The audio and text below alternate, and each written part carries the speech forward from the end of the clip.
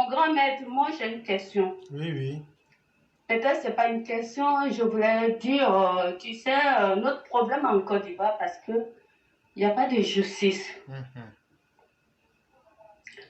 Je ne sais pas, le ministre de la Justice, je ne sais pas, peut-être c'est un combo entre les partenaires politiques que nous, on ne comprend rien dedans. Nous, les peuples lambda, on ne comprend plus rien dans leur jeu.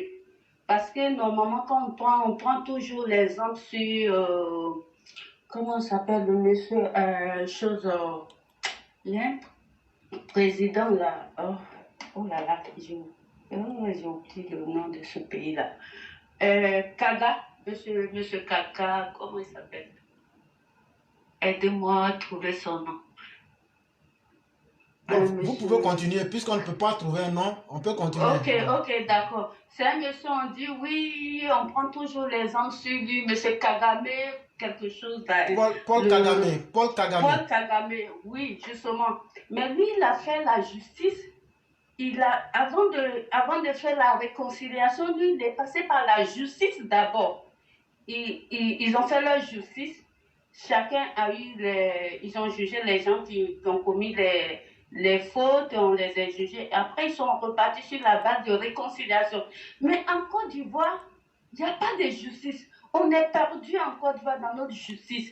Il y a des opposants qui accusent les gens qui sont au pouvoir.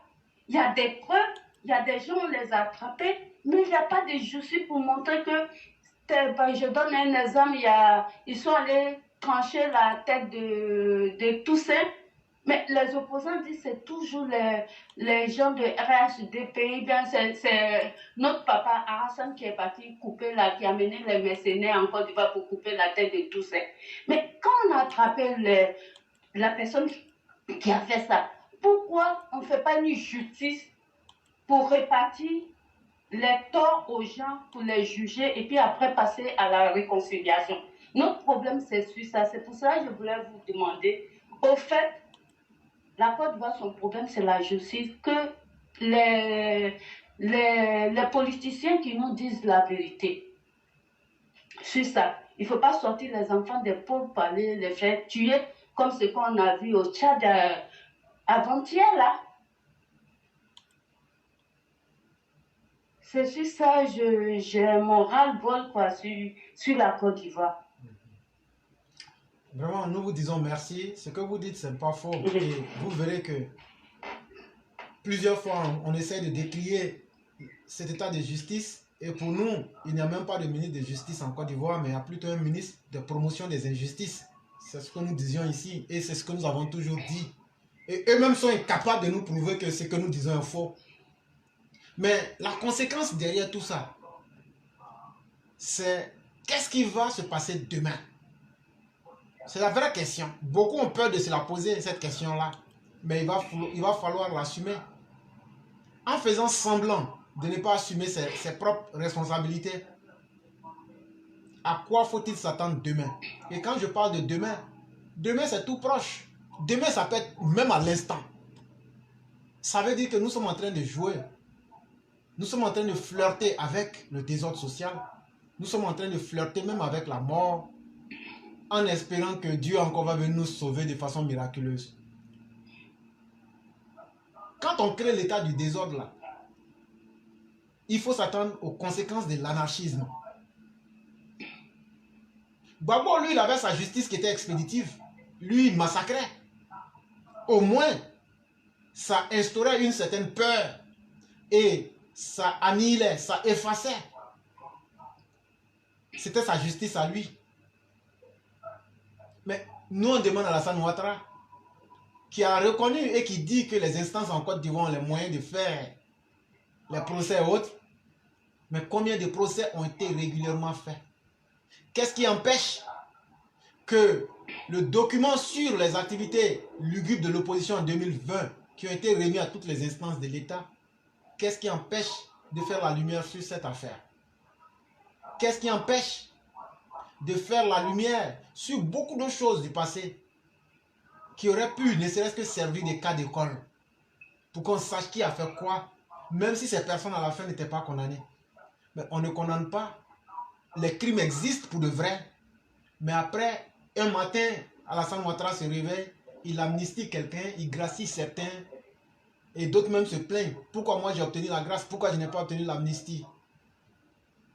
Si c'est ça la justice, alors qu'il n'a même pas pris attache à écouter la position des victimes, c'est qu'on a sous-humanisé, on a animalisé, on a chosifié des êtres humains au nom de la politique politicienne pour juste se satisfaire de la gestion de son pouvoir. Je parle du président Alassane Ouattara. Tu as chosifié les Ivoiriens. Tu as animalisé les Ivoiriens. Je parle des victimes, bien sûr. Au nom de la politique. Pour pouvoir diriger, tu préfères t'entendre avec tes opposants sur le corps, les montagnes de personnes qui ont été assassinées par ces opposants-là, juste pour te donner une bonne image, pour donner l'image de ce démocrate. Mais les grands États auxquels tu veux ressembler, la France et autres, les États-Unis, je te signale qu'il y a la peine de mort ici, aux États-Unis. Je te signale qu'en France, quand quelqu'un devient un récalcitrant social, l'ordre est indirectement donné de l'effacer de la surface de la terre. Il n'y a pas de peine de mort en France. Mais quand tu te montres intraitable, on trouve rapidement une solution. Malheureusement, la Côte d'Ivoire ne veut pas assumer ces vraies solutions. Donc, les gens veulent se blaguer et rêver d'une solution miracle. Je peux vous dire que cette solution miracle ne viendra jamais. Il y a deux choses qui vont se passer. Soit les personnes qui ont commis des crimes, sachant qu'elles pourront toujours se blanchir à travers les copinages politiques, vont toujours prendre confiance et amplifier. Je l'ai toujours dit ici, depuis la libération de Gbagbo en mars 2021, j'ai dit que le prochain génocide que Laurent Gbagbo fera, ça ne sera plus 3000 morts, mais on parlera en termes de millions. Je l'ai dit ici. Et c'est à cela que nous sommes en train d'aller. Parce qu'aujourd'hui, vous êtes au pouvoir. Vous n'arrivez pas à situer les responsabilités. Mais demain, tout ce qui s'est passé et tout ce qui va se passer, vous êtes responsable. Et vous serez accusé, vous serez obligé d'accepter. Ce que moi je demande au gouvernement de Alassane Ouattara aujourd'hui, ils ont peur de quoi pour faire la justice? Voilà la question simple que je pose. Est-ce qu'ils ne sont pas suffisamment ivoiriens comme tous les autres Ivoiriens pour que la justice puisse fonctionner en Côte d'Ivoire? Est-ce qu'il y a quelque chose qu'ils cachent et qu'ils ne souhaiteraient pas que les gens sachent? Et si c'était lui le véritable auteur des crimes en Côte d'Ivoire? Monsieur Alassane Ouattara, il est temps qu'on vous pose cette question.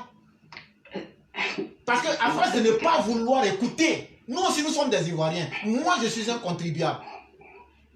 Qu'est-ce qui fait que vous traitez les Ivoiriens différemment? Ceux qui disent qu'ils veulent la justice, pourquoi ces millions de personnes, vous ne les écoutez pas? Est-ce que vous-même vous vous reprochez quelque chose? Je crois qu'il est temps qu'on vous pose cette question-là, sans faux fuyant. Parce que vous ne pouvez pas refuser la justice sans pouvoir donner une raison. Et nous ne la demandons pas pour nous, nous la demandons pour tous les Ivoiriens, sans distinction. Et si cela est impossible, alors que vous dites que vous avez un ministère de la justice, alors que vous dites que vous avez un système judiciaire qui est indépendant et qui peut juger, dans le même temps, vous vous contredisez quand vous arrivez à faire des amnisties, à faire des grâces présidentielles, mais que vous n'arrivez pas à juger des criminels. De quelle justice nous parle-t-on? Voilà autant de questions qu'on pourrait vous poser. Et le timing que vous vous donnez, est-ce que ce timing-là, vous pourrez résoudre les problèmes véritables de la justice? C'est ce qui me permet de dire que, malheureusement, vous êtes en train d'installer un régime de désordre et un régime d'anarchie en Côte d'Ivoire. Et monsieur le président Alassane Ouattara, ce n'est vraiment pas bon. Ce n'est pas bon. Le peuple vivra ça comme une trahison de votre part. Le peuple de la Côte d'Ivoire se souviendra de vous comme quelqu'un qui a été incapable d'appliquer la justice. Et cela ferait la plus grosse honte. Et on inscrira ça dans les échecs que vous auriez connus. C'est ce que je peux ajouter. Merci, docteur. Ben, il y a quelque chose il y a une phrase que vous venez de le dire tout à l'heure, et j'étais prête à le dire. Je me suis dit que si le gouvernement de Alassane ne peut pas faire la justice, c'est que nous aussi, ça veut dire on est fautif quelque part, on a nos responsabilités eux, ils veulent cacher, ils ne veulent pas faire sortir. Ils n'ont qu'à nous dire la vérité, c'est tout. S'ils ne veulent pas faire la justice, c'est qu'il y a quelque chose qui le cache. Et ils traitent entre les trois grandes têtes, les grandes têtes, les trois là, ils se gèrent entre eux. Et puis, la population sont des innocents. C'est les enfants des innocents qui s'en vont. Les gens qui ont été mutilés depuis le temps de Bédier jusqu'à Gbagbo, jusqu'en 2020. Moi, je n'ai pas connu tout ça là, il y a longtemps. Moi, je suis rentrée dans la politique et c'est tout dernièrement. Mais quand je me dis, quand je vois des familles qui ont été mutilées, qui ont des séquelles, ils n'ont pas une justice, on donne la faveur aux gens qui ont commis des crimes, on leur donne la faveur. Et ceux qui ont été mutilés, qui ont perdu leurs parents, ceux qui vraiment, je ne vois pas. On peut faire réconciliation, on peut faire une justice pour dire, nous sommes les enfants du même pays, on a fait la justice, on a partagé les responsabilités. Maintenant, il y a le temps de se pardonner et puis repartir à zéro. Mais si nous, on est au pouvoir, tellement le pouvoir, tellement nos frères qui sont morts, quand je vois les scènes d'avant dans les Facebook là, mais je me dis, tout ça, ça s'est passé en Côte d'Ivoire, mais il n'y a pas de justice. Mais vraiment, j'aime mon père, j'aime Arassane, j'aime tout ce qu'il fait, mais vraiment, je ne sais pas s'il a une corde qui le tient sur un pied. Cette corde-là, il ne veut pas casser cette corde-là. Je ne sais pas, il y a une corde qui le tient quelque part, qui n'arrive pas à couper cette corde-là pour nous donner la vérité sur les crimes de la Côte d'Ivoire. On veut la réconciliation. Charles Bleu Boudet qui va rentrer. Vous pensez qu'un tronc d'arbre qui va faire 1000 ans dans l'eau va devenir caïman? Arrêtez. Déjà, quand tu vois leur langage déjà, mais tu as peur, tu te demandes 2025 comment on va devenir. 2025, c'est un peu loin. Et les élections des maires, ce qui va se passer, qu'il arrête, qu'il fasse. Vraiment, moi, je demande, tout ce qu'on leur demande, on ne leur demande pas des milliards, de quoi, qu'ils fassent la justice. Après la justice, on repart sur de bonnes bases. C'est tout. Sinon, le pays, là, c'est mal parti. Hein. L'éclairage, c'est ce que je voulais vous faire, ma participation. Comme, vraiment, j'en ai marre. Merci beaucoup. Et je vais vous souhaiter une excellente fin de semaine. Et bonnes choses à toute la famille.